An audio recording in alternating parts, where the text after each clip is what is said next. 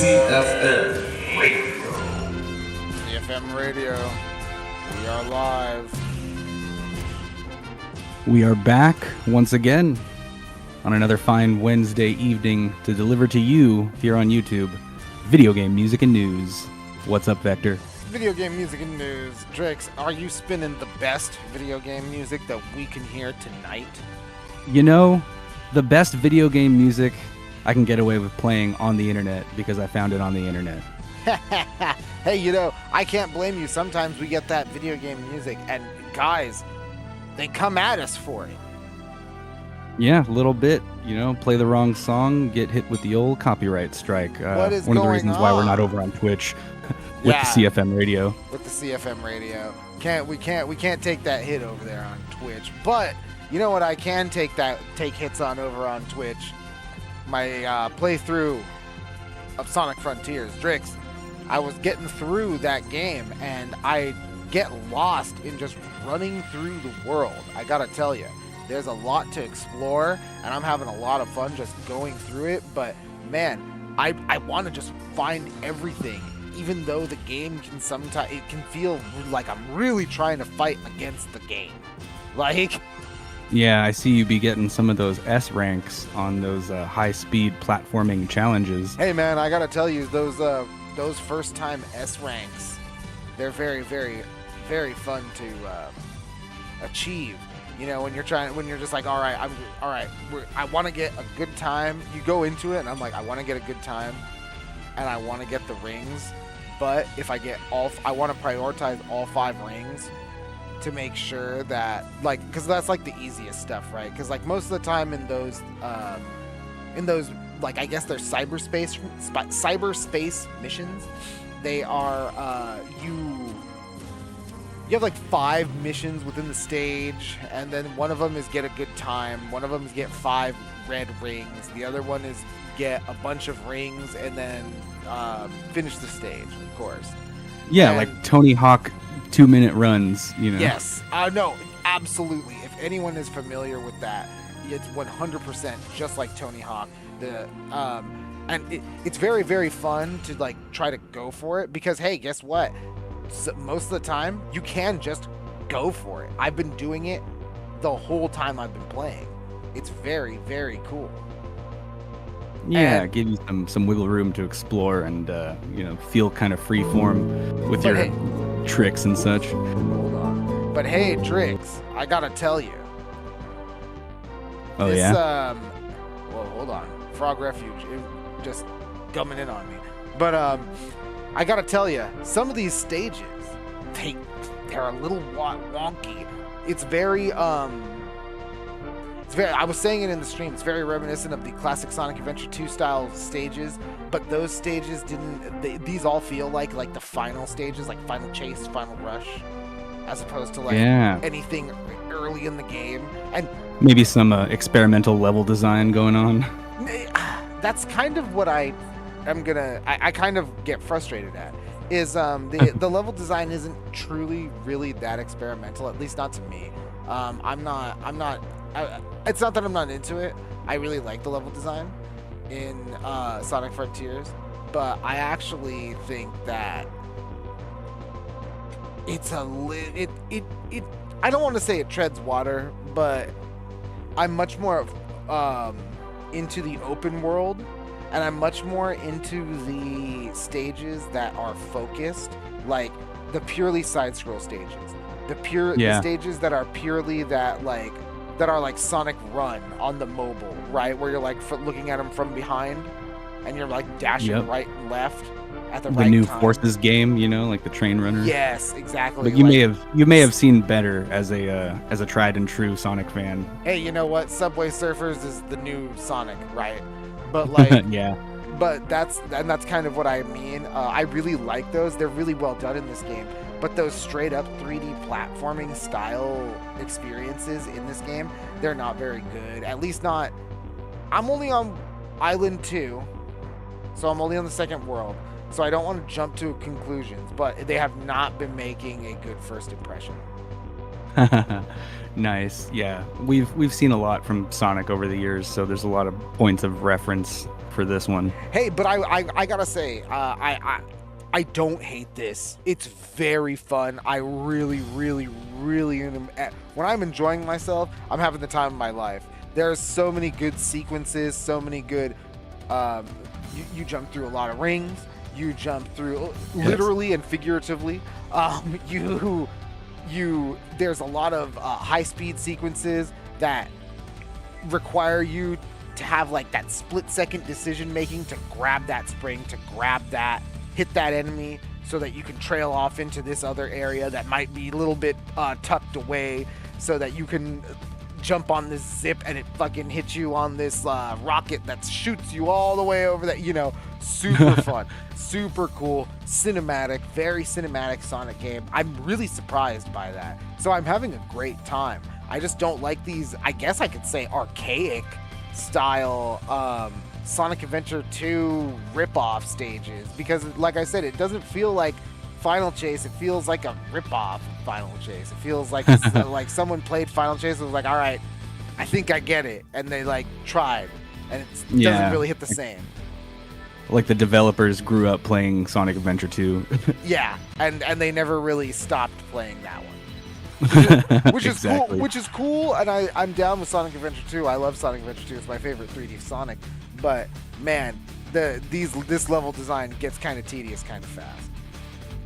Yeah, I bet. Especially when you're going for those S ranks. Yeah, baby. I mean, surprisingly lenient in some cases. There's the occasional curveball stage 1-2 super curveball, like whoa, S rank on a sub a minute, let's go.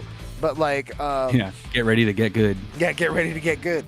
But other than that, hey man, I've been looking at your Earthbound progress, and dude, you're just kicking ass. You're storming through that game. You're over here saying, "Oh man, it's a bucket list game." Dude, have you played it before?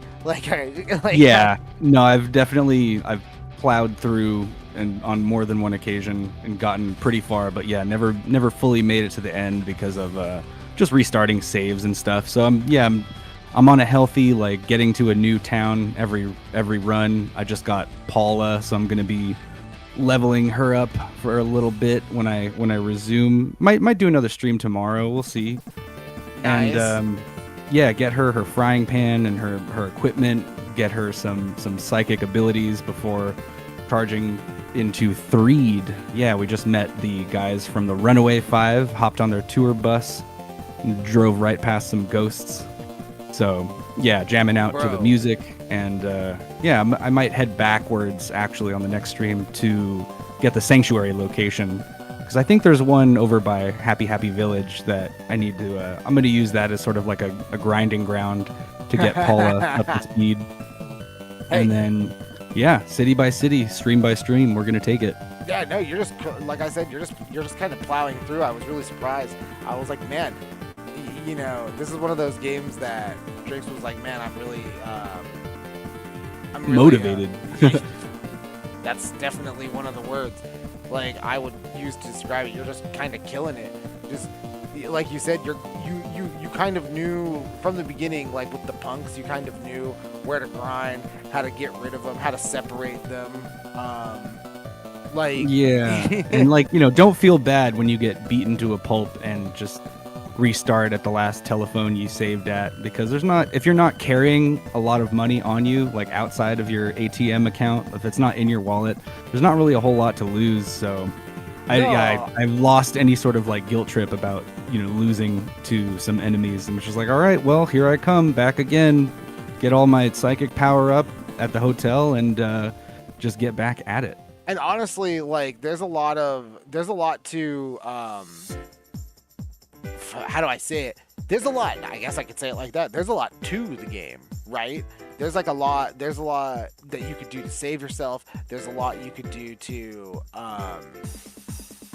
to sort of switch things up. Like your psi abilities, the ability to like use items as you can put your life ketchup is on your rolling hamburger, down. you know. Like, you know, like the game will call you out and almost break the fourth wall sometimes. You know, they'll tell Ness, like, at times like this, kids like you should be playing Nintendo games. Which is actually hilarious. Or the shark says, like, oh, come back when you beat Earthbound, then you can join the gang. It's like, what? It's like, wait a minute. Crazy. I can't do that. But you know, that's like that charm of that game. Like there's a lot to love in that's why a lot of people love Earthbound, right? A lot of people love Earthbound simply because that there's so much charm in the game, and it's undeniable. Like there's a reason why it's inspired so many other games. Yeah, people like to say that Earthbound is a big inspiration for Undertale. Yeah, you know? Definitely. I see a lot of big up to any solo developer projects who are like programming their own game and like writing their own music and stuff. That's a whole other achievement. That's totally. I don't know how you could do that. Like, just one guy. Like, Yeah, it'll take years. It's a passion project. That's going to take out a nice fractional chunk of your life to complete. Dude, like like I said, it's one of those things where you just gotta want it. You gotta really want to get in there and get on the grindstone for it. And like you said, it could take years, and you gotta understand that. But I gotta say, speaking of things that take years, Drix, this Sony State of Play, these games are incredible. Yeah, people have been working their little butts off, working on these trailers, working on their code, their graphics. If anybody needs a marketing guy, give me a call if you want to market your video game. Drix is your man.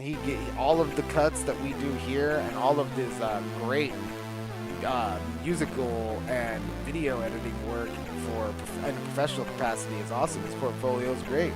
But thank you.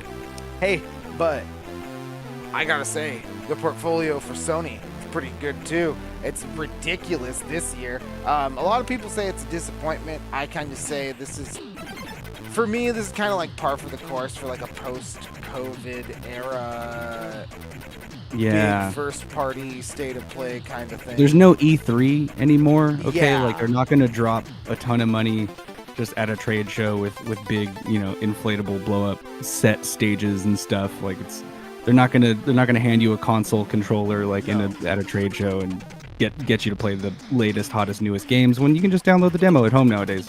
Yeah, no, and absolutely not, because not only can you download the demo, Drix, but they don't even really need to give it to you. There really is no home. Like you said, there's no home for any of this. There's no home for any of this fanfare. There's no home for any of this any of these awesome games that we saw. I'm gonna try to pull one up right now. Yeah, it's all that I was looking forward to, the Astro. Sony, Microsoft, Xbox, or hopefully you land on the Steam featured page sooner or later too. Man, that'll get you some sales. You better hope. It's also one of those things where you could also I'm gonna throw the Astrobot. Let me throw up our logo on top. Very prepared for the stream tonight. But this Astrobot game looks very, very cool. I don't know if you played the Astrobot game, Drix, that came with your console. No, but I've heard some pretty cool things about people who have experienced Astrobot before, and they're kind of like fans. And I'd love to see this this style of we have a mascot, coming back. It's actually surprising. Yeah, Astrobot Go. Let's do it. Let's play as him and see what kind of mischief he gets into. It's kind of a little cute, little all ages, but super enjoyable and fun to watch and look at. I mean, it's interesting because, like you said, the comeback of the platformer mascot kind of seems like it's kind of out of the blue, and it's funny because Astrobot's always been there, right? But he's always been pretty much in the background. Like I said, there's a game that comes with your PS5, like a demo. If you haven't played it, it's right there. It's free. You can download it. You can he's also been in he's a PSVR stud, right? Yeah, basically. This guy's got the best PSVR game that you could play, right? But but it's looking like this game is a real callback love letter to the old days of 3D platforming. I'm talking 3D platforming and the shitty, uninspired level design. Lastro's Playroom on the PS5, your demo, it was very inspired. It takes full use of the what do they call it? The haptic feedback. The pressure pushing back on your fingertips. Absolutely. Feels very nice. And it's really cool. And when you're playing the Astrobot game, it feels like you experience everything that the controller has in it. So I'm hoping that this game really, really pushes all of that functionality pretty much to its limit, because I don't know if we've seen another game that really highlights the functionality of the PS5 controller, because it could do a lot. Yeah, definitely push Like, back at various levels and pressure points and stuff. There's a little bit Touchpad action. Yeah, there's a little bit in games like Spider-Man, and Returnal is the one that always comes to mind. Returnal is the one that I'm like, man, that's the game where like you want to feel what that controller can do. You play some Returnal, and it's pretty awesome. But other than that, I kind of think that there's no other game that showcases what the power of that controller can do, and I'm happy that PlayStation really, really wants us to see it. Yeah, exactly. If anybody's going to show us what their console and hardware can do, it's Sony and Astrobot, the platforming mascot. Hey, straight out of the 90s, just for people like us, right, Drix? Mm-hmm. Yeah, hopefully it picks up from where like Crash and Spyro left off. Yeah, with that level of quality. And you know, here's the thing, right? And I say this personally a lot. A while back, when Fortnite and Mario Odyssey were duking it out at the Game Awards for Game of the Year, to me, that's kind of like the game industry facing itself, right? Here's the old style. The old style of like gaming where your 3D mascot platform is coming out and cleaning house.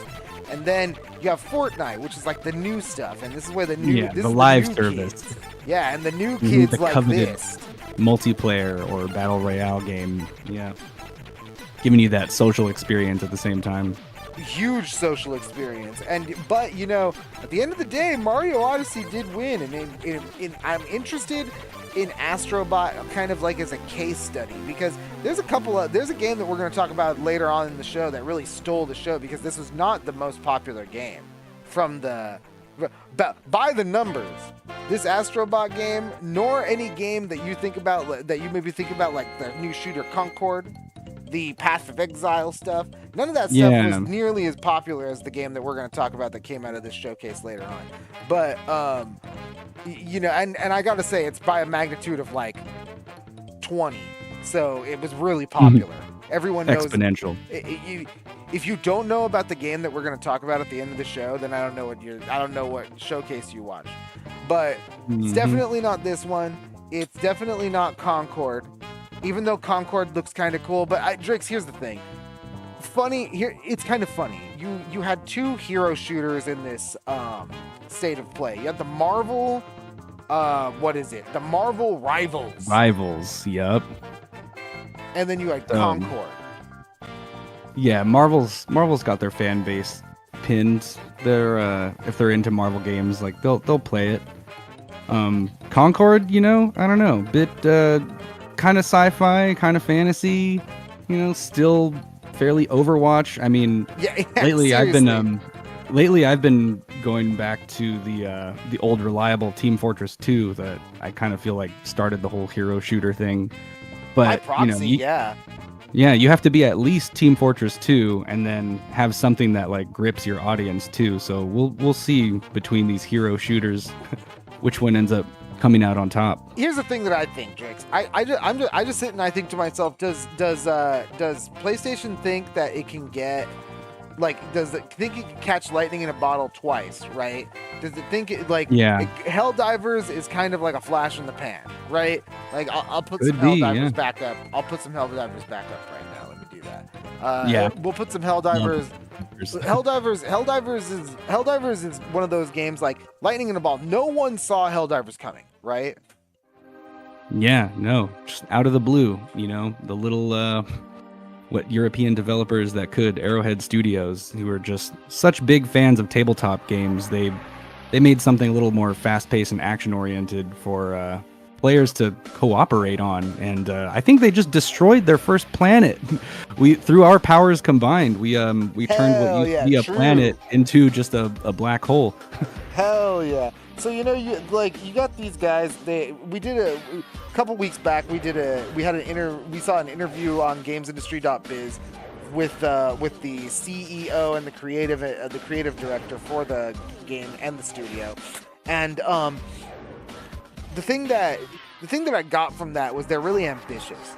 And I don't know how ambitious a hero shooter can really be, because like Helldivers is like not a hero shooter. It very much is what they describe, at least to me, how it's described as like this like RPG-esque experience, because it's like a loadout shooter, right? You get a loadout, you go out there and you shoot a bunch of shit until it dies. You secure some objectives and it's gonna be great. And like, but now here you have Concord, and like, here's the thing with these hero shooters, Drix. I don't know if I'm really into these hero shooters from like big budget studios, because you have these big budget studios focus a lot on like the presentation and the production value, where I don't think that's what's important in these hero shooters. I'm actually looking more into the Marvel Rivals camp, because NetEase is NetEase, and they're like, Chinese gaming corporate, big Chinese gaming conglomerate, makes a billion game factory, right? Just soulless game things. But these guys make competitive, head-to-head gaming experiences from your mobile to your PC, right? And beyond. Yeah, it's more about mechanics, I would say. Like, what are these heroes doing that separates them from, the 150 Dota 2 heroes or something? Right. Like, are they all just kind of clones, or are there things that come into play, like items or equipment or just abilities that'll, keep you invested? Because here's the thing too, Drix. Like, you're a Dota player, right? So like, you got a game like Concord coming out, and so they're trying to appeal to someone like you, right?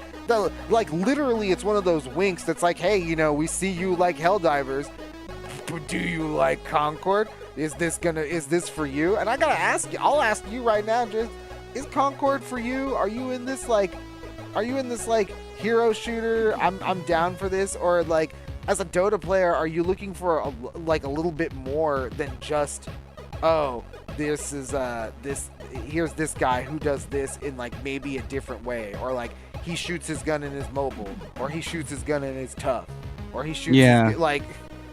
I mean, generally, like a first-person shooter, it's not going to go as deep mechanically as like something that plays more like a real-time strategy game. And then, but then part of it is like the balanced difficulty, where, even if you don't want the game to be over when you draft heroes, Seriously. You want there to be some kind of like counter, or, well, if I get this item, it'll counter that hero and it'll give us an opening that we can push into. And again, mechanics and strategies, like, I hope they've tested all of these out with every possible matchup of hero, both in Marvel Rivals and in Concord, because, that's the meat and potatoes of the game here. Like, fluff and filler aside, like, as much as I love, great video game music and cool visuals, it's got to be the gameplay mechanics that, are both addictive, but like not punishing, difficult, but still fun. And I don't know. There's these. I tried the finals. It didn't really stick with me. And that does, to me, the finals does have its own unique spin. Like the finals is a game. Terrible name, great game. It has its own identity. But even me too, I didn't stick to the finals. I haven't picked up the finals in months, and I don't know why. I love, you don't want to be the bad game. Like, Yeah, absolutely. Some breakable environments and stuff. Yeah. But what appeals to me too about Helldivers is like the cooperation. Because if you're playing against other humans, if you start to lose, the first thing your team is going to do is turn on each other, Oh, like yeah. When the Tekken creator said like, oh, I don't think, Gen Z likes fighting games as much because you can't blame your team when you lose. Yeah, gnarly, by the way. It's like big call outs. Like, super admit. Yeah, and I kind of think that's another thing that Helldivers has too, right? It's got its own identity, and that identity, that co-op identity, really sticks. Like people really like that, and like people really like teaming up against like overwhelming odds and taking it down. Mm-hmm. You know, And the funny fake government that you work for. Yeah, exactly. If you fighting tough enemies and killing them with big guns is always fun, right? Like, but these other games, like the thing is, this is like a D&D experience as opposed to you playing against other people. And for me, Overwatch in the beginning really felt like it had that sweet spot. Paladins carries that on, and it gets like the closest to, I think, at least from a gameplay standpoint. Yeah, my hero shooter of choice too. On a good day, you know, those servers are shit. But like, you know, on a good day, Paladins is one of those games where like you feel like that's kind of like that game has like some bare white knuckle mechanics, knockdown, drag out ideas that like, you know, really separates it from other hero shooters and allows the characters to do their own thing. But you know, here's another thing too, Drix. The console versus PC gap, you know, how do you bridge that gap? Because, you know, it's one of those things, Concord, it's going to come out for PC, and it's going to come out for PS5, and, you know, the PS5 guys, they can't feel useless against the odds of the overwhelming mouse and keyboard. Like... Yeah, absolutely. I've had pretty good experiences with crossplay so far in like Helldivers and stuff. But then again, you're not playing against somebody. You're not using a controller against somebody who has a mouse and a keyboard, dude. Like you're working together with the guy with the mouse and keyboard. Like,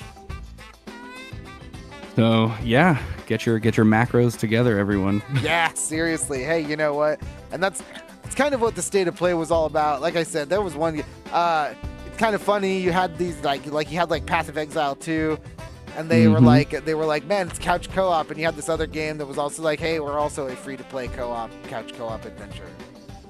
Yeah, coming in pairs this time, right? Yeah, it's like, you know, all right, that's great, but Path of Exile though, like. Yeah, good luck, you know, going up against that one. We got a pair of horror games too. We got Until Dawn and Silent Hill 2. Well, I don't know, Alien also. Oh yeah. Well, Until Dawn, right? Until Dawn's been with us since early PS4 days, but like the new Silent Hill, looks I don't know, man. Like it the only way that I recognize the characters in Silent Hill is because they're wearing the same clothes.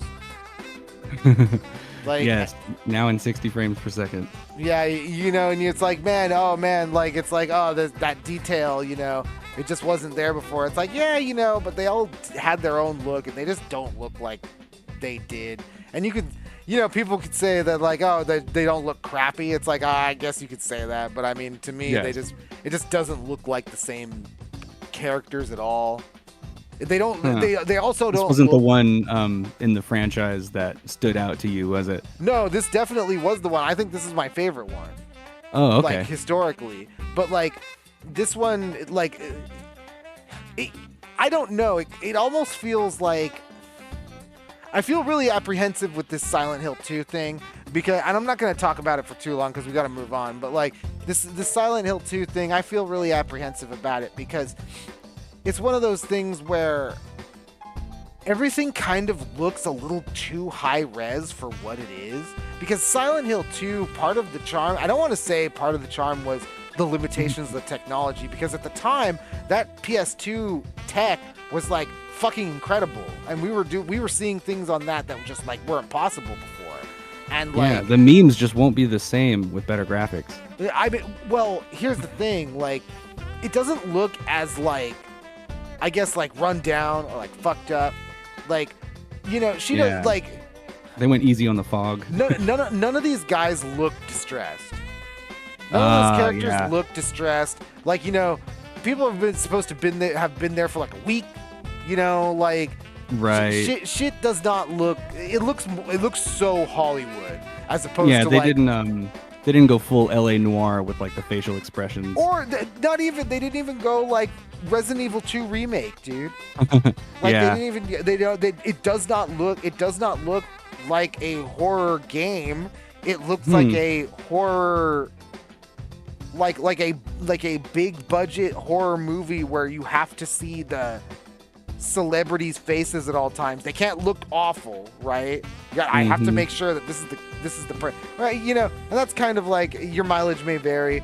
I'm hoping that the tone of the game is still the same, because that's really what it's all about. Like, yeah, and hopefully not like a blank stare from Mark Wahlberg or Ben Affleck or something. Yeah, no, definitely not.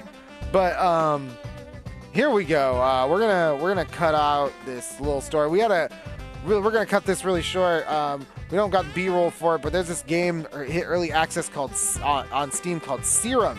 It's a open world survival crafter, and the way it separates itself from its contemporaries is you craft serums, as per the namesake, and inject them into Atom. So it seems very inspired by BioShock. When you're looking at all the trailers and you're looking at all the screenshots, the headline for this one from GameRanks is Serum Interview, Serum's Inspirations, Early Access, and More. And I'll just touch down really quick on the point that I wanted to get across. These guys seem like it's in early access, but it seems like they have a plan to get this going out the door quickly. Okay. Yeah. Expedite this one, huh?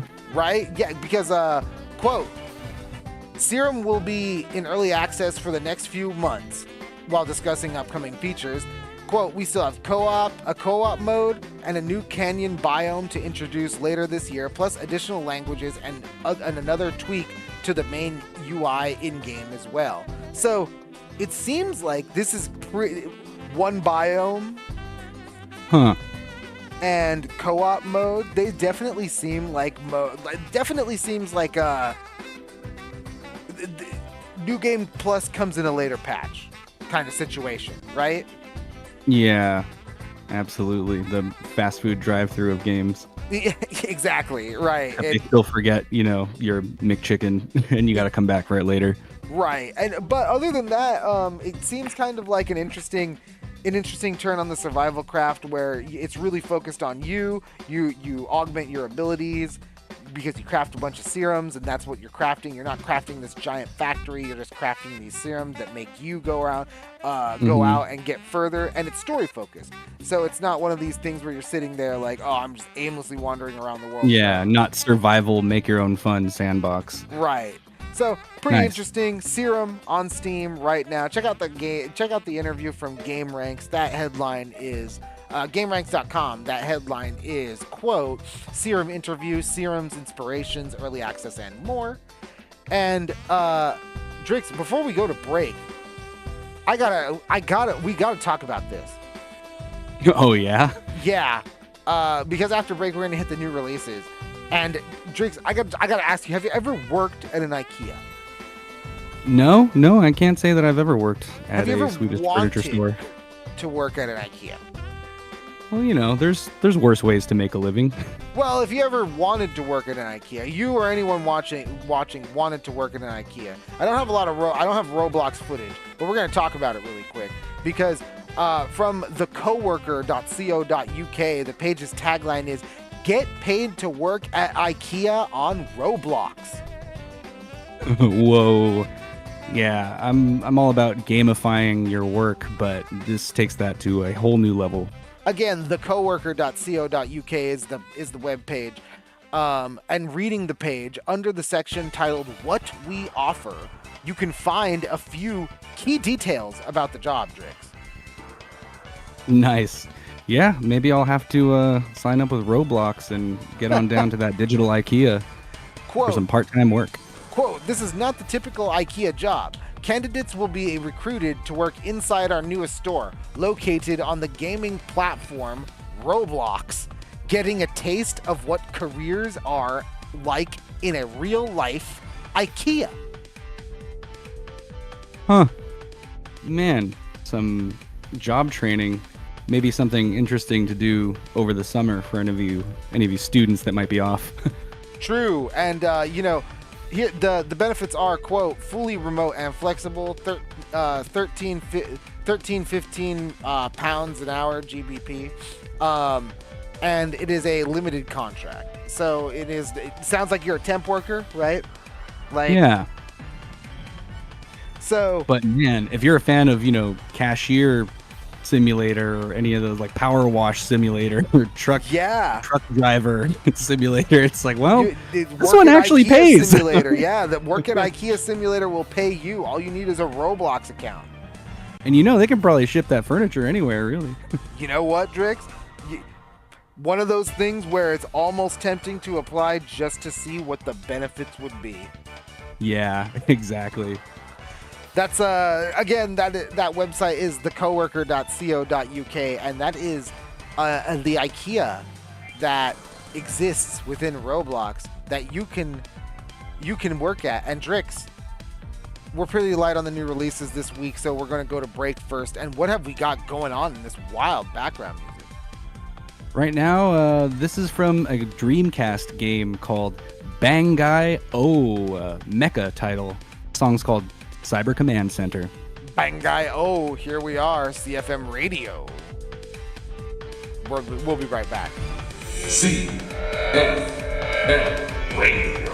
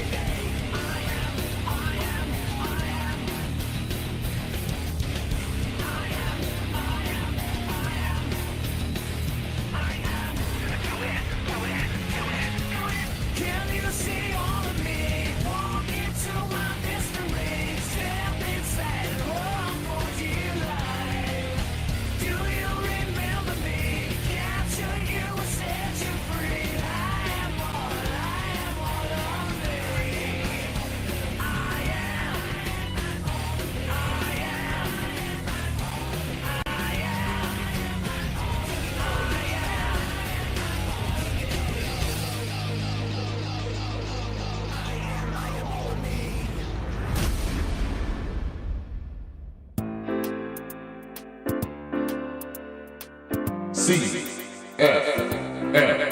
Radio.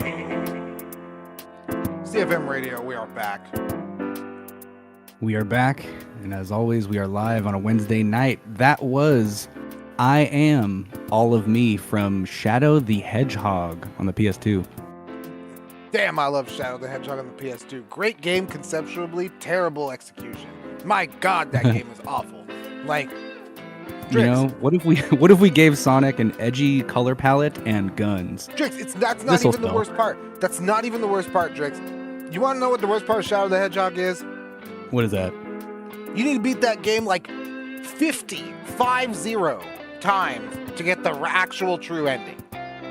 Yeah, I rather enjoyed that at the time, though. I feel like, whenever I put it down, I still want to pick it back up. Holy fuck, man, not after a couple of those levels, dude. Yeah, no, it was not easy. It was not all good times. It was so hard. Some of those levels were hard and janky. Yep. And Speaking of Sonic level design today. Yeah, talking about Sonic level design. Hey, it stretches all the way back. But Yep. Okay, so here's the thing. We're pretty light on new releases this week. All the big ones such as Killer Clowns from Outer Space, the game, and Destiny's latest Final Shape DLC. Those released yesterday, and you're probably already playing them. So yeah, pretty big ones. I know there's some Destiny fans out there still getting down every time they pop out a new one of those. Yeah, no, I work with a lot of Destiny fans, at my day job. Like, it's kind of crazy how much that game commands. But, oh god, a Frog Refuge again coming in. This is the game. It wants to be seen. This is the new release. It's called Keru, a Frog Refuge. It's coming to PC and Switch. It's a healthy helping of cute and cozy games. Big kitty, little city, or little kitty, big city. We had the Duck Detective and the Secret Salami. Now we got something for the frog fans out there. Oh, yeah, totally. And from the Steam page, quote, foster a sanctuary for frogs and restore the biodiversity of the wetlands in Kameru, a cozy farming sim where you raise frogs by playing mini-games and decorating your habitat. Hop right to it. And, this cozy farming sim, it hits PC and Switch this Saturday, June 8th. And Drix, you're right. Because, okay, so I'm not a big fan of this moniker cozy game. I don't really know what it means. But yeah, it's like a trending hashtag or something. Yeah, but I gotta tell you, this kind of, when I think cozy game, if this is what it means, I'm pretty down with it. Like, I like these little farming sims. I'm a big farming sim guy. I love me some Harvest Moon back in the day, right? Yeah, same. Or I still want to check out like Stardew Valley. I can't get into Stardew Valley. Well, okay, so that's not true. I can get into Stardew Valley. I just can't get into like some people who can play that game for like literally like a decade. Yeah, you just explore every relationship option. You're like, damn, that's crazy, bro. Crazy fantasy. Live on the farm and have regular relationships. And okay, so so Keru, a Frog Refuge, is like the only real game that we can look forward to here. But it's a short list, and Kameru, is the main game offering for us this week. But we have another oddity in the form of a new port of the latest Assassin's Creed title, Assassin's Creed Mirage. And that comes out tomorrow, June 6th. It's the iOS port of the new Assassin's Creed title. And Drix, this kind of blew me away. Yeah, we don't often get, huge mobile releases to talk about, but this one's pretty noteworthy and something you're going to want on your radar if you play games on your mobile device. Absolutely, and we're putting, oh god, the footage is so small. We're putting that footage up for you right now on the screen. There Tiny it is. games, Tiny footage. games, yeah, tiny games have tiny footage. Like, so, it looks like we're getting the mobile treatment. Right, you got a cluttered, clogged UI on a small phone interface. Yeah, just about like any of those Square Enix mobile games. Yeah, so like there's no action in this one, but so we don't really know how it's gonna be. But it looks like this traversal looks pretty true to form for some Assassin's Creed. He's jumping on the rooftops, jumping around, going on tight ropes. Flying through using the grappling or the grappling hook, what's this thing? He's like sliding down the rope, you know, to get a new position. Like, so it looks kind of cool. You have options to shoot. You have options to swing your sword. There's a lot of attack options. It looks like map options. It looks like they're really trying to emulate a full Assassin's Creed experience. Yeah, definitely. You know, has the soul of the original at heart. It's trying. But that is Assassin's Creed Mirage for iOS. No news for Android, but that comes out tomorrow, June 6th. Hey, a couple of interesting new releases for you. Indeed. And yeah, again, I hope you're already enjoying Killer Clowns from Outer Space and or your favorite Destiny DLC that just came out. Exactly. And you know, Drix, well, we're going to get to our final story of the night, but right now, what is this crazy upbeat jam that we've got going on? Man, I found this song. It's from a Wii title called The Munchables. And the song is called Starving Island. Starving Somebody's getting chomped on. Whoa. I guess Chomping down. the monsters eat each other. Whoa. We got that whirr going on. Yep. Starving down. CFM Radio.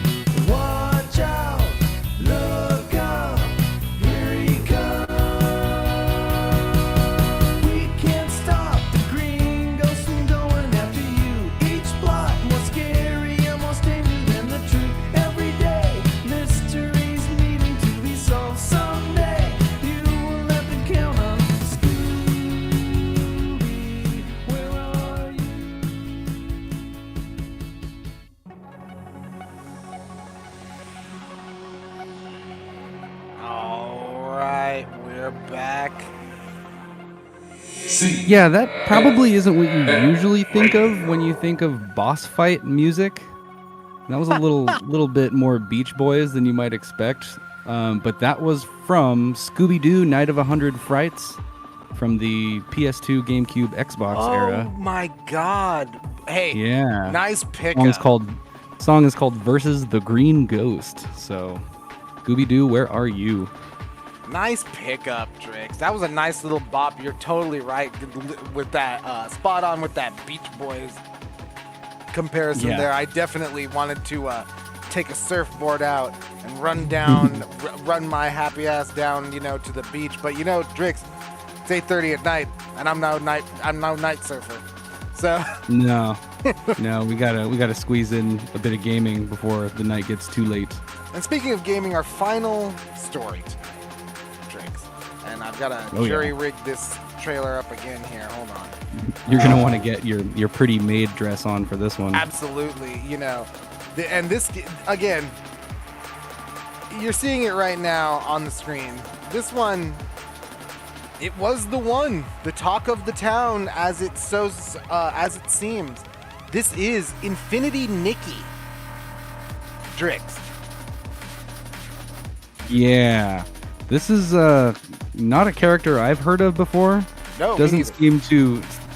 While it may draw inspiration, like there isn't an existing magical girl anime that this comes from, but man, it's pretty, to say the least. And hey, you guys might be saying, whoa, what do you mean this is like the most popular game coming out of the State of Play? I don't know if you guys knew, but the most viewed trailer out of the State of Play on all the games that were showcased, Astrobot, anything, it's this one, Infinity Nikki. And and we know how we know that? Because Game Rant. From Game Rant, the headline is, quote, the most popular PlayStation State of Play trailer is something unexpected. Nope, didn't see that coming. Definitely didn't see it coming. PlayStation always full of surprises. From the article, quote, among the games revealed at the State of Play on May 30th, the trailer for the upcoming open-world dress-up fantasy game Infinity Nikki has racked up over 2 million views on YouTube, making it the most watched game trailer from the live stream event. Wow, that was fast. That was fast. It was pretty fast. 2 million views, Drake, Infinity Nikki. What's going on? Yeah, as a guy who played Final Fantasy XIV and saw a lot of male players choose, female protagonists as their main character, dressing them up in pretty dresses and stuff. It's nothing to be ashamed of. Only the manliest of men play as female characters. Listen, Drake, fashion is the ultimate endgame. Yeah, really. You want to make outfit decisions that matter. Absolutely. Reading further, according to the view count on the official PlayStation YouTube channel, the gameplay trailer for Infinity Nikki has garnered just shy of 2.1 million views since its upload on May 30th. This makes it the most watched trailer, or game trailer, from the recent State of Play, with the Infinity Nikki video beating out the showcase itself, which currently sits at 1.8 million views. Yeah. Somebody saw this and had to show their closest fashionista. And then they showed their friend, and then their friend showed their friend, and then they all looked at it, because other big name reveals were massively outpaced in viewership by Infinity Nikki, such as Silent Hill 2, the release date trailer, which has earned 240,000 views, and the Concord gameplay trailer, which as of the writing sits presently at 344,000 views. Drix, Infinity Nikki seems like the game. Yeah, definitely going to be a contender this year. I mean, beat out the new Monster Hunter, beat out another Alien game. Path of Exile, not a chance. Yeah, no. It's sequels to beloved free-to-play favorites. No. Astrobot. No. Yeah. Nope. I don't care not your about the platforming history mascot. of PlayStation. I don't give a shit. I care about this beautiful little anime girl, and what clothes I'm gonna dress her up in, Drix. Drix, do you see this little kitty? These kitty platform sections? Yeah. Oh yeah. No, her cat friends, they're straight out of your local claw machine, at round one or anywhere. Like, you are pulling this little character out of a toy chest, and now you can actually play as the cute little kitty too. Yeah, you can play as the cute little kitty in Infinity Nikki. You the player, can dress up as though you are going to the arcade in Infinity Nikki, but you don't need to play the game. You can just be a winner with your kitty friend who does platforming. Yeah, no claw skill required. Not at all. A test in quarter 3, 2024. Drix, listen. I don't know about you, but I'm definitely going to be checking out this Infinity Nikki thing because I got 2 million views. Yeah. I got to get, my girlfriend's thoughts on it and any other female same. gamers. Yeah, same. We definitely want the female perspective on Infinity Nikki right now. Like, what's going on with this? Hey, listen, I love fashion. I like fashion. I follow fashion. It's great. It's interesting. I like it, especially on an artistic level. I love that shit. But like, this is clearly not made for like the Call of Duty fan base, right? Oh like, no, not at all. I would even wager that this separates, or this goes beyond, like you were saying, Drix, like the Final Fantasy 14 fan base. I don't know if this is gonna like touch those guys' interest either. Like, fashion's the ultimate end game, but like, you still want to be killing them monsters. Like, yeah, you want some tough battles to face, but this might attract a whole new like Sanrio type of fan base. Ooh, the Hello Kitty Island Adventure fan base. Yeah, exactly. I mean, when are we gonna get another Hello Kitty game, right? So This'll probably fill that void and scratch that itch right there. Absolutely. It's kind of wild. Like, I don't know. Just another one of the Infinity Nikki, 2 million views. It's one of those things. No one is safe. You are a part of a demographic, and we will find you. Yeah, I'm cheering for it. Me I hope too. everybody shows their soft and vulnerable side. I don't want to disparage this game. I want to play it. This test comes out in quarter 3. I've got to figure out what this is all about, Drix. Yeah, I mean, there's if anything, we got some open betas to sign up for from the PlayStation State of Play. Marvel Rivals, which is absolutely nowhere near as popular as Infinity Nikki, which everyone's gonna sign up for. So if you don't sign up for Infinity Nikki, then I don't know what's wrong with you. 2 million views on YouTube, guys. Can't be wrong. If you've ever watched a Magical Girl anime, like, you need to check this out. You have to check it out. It's gonna be great. But nope. That's the stream for us tonight, guys. Thank you for joining us. Thank you for popping in, listening to your favorite tracks, coming in, giving us your likes, giving us your engagement. We love it. Be sure always, guys. We don't know. We don't know what we got to do. Tell us what you want to listen to. What is your favorite video game music? We want to play it on the stream. Whenever whenever you see, God, I hope you're following us on twitch.tv/CFM on Twitch, so that when Drix goes live with his Earthbound playthroughs, whenever they might be, God knows when, like you got to go in there and you just got to spam him. Be like, Drix, I want to listen to Butterfly. It's on DDR third mix. You never play enough Jet Set Radio Future soundtrack. Why do you never play enough Jet Set Radio Future? Funky Uncle is disappointed. Yeah, exactly. So listen, guys, make sure that you're liking, make sure that you're commenting, make sure that you're dropping us requests. Go on to Twitch, twitch.tv/CFM on Twitch. Follow us, drop requests on there. We've got the Sonic Frontiers archive. We've got the Earthbound archives up there right now. Check them out. Check them out before they go bye-bye. So we've got all of that stuff going on. Every Tuesday, we have at least Sonic going on. Drix is coming at you every other week-ish with Earthbound. It's always good. Yeah, we're gonna plow right to the end of that bad boy and knock that bucket list RPG off of my bucket list. make it an accomplished list RPG. Mm-hmm. Yeah, I beat that shit.